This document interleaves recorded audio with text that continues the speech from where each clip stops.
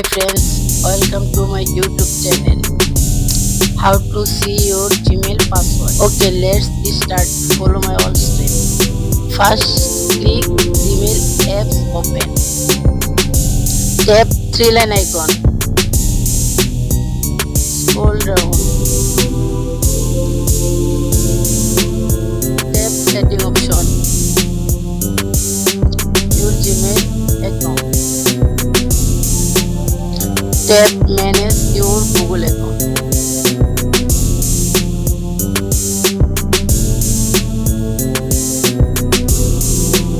Tap security. Scroll down. Tap password manager. Tap google.com. Pin or your finger.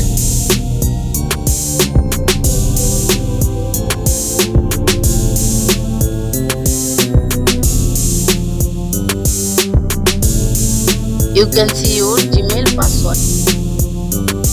Subscribe my channel. Thank you.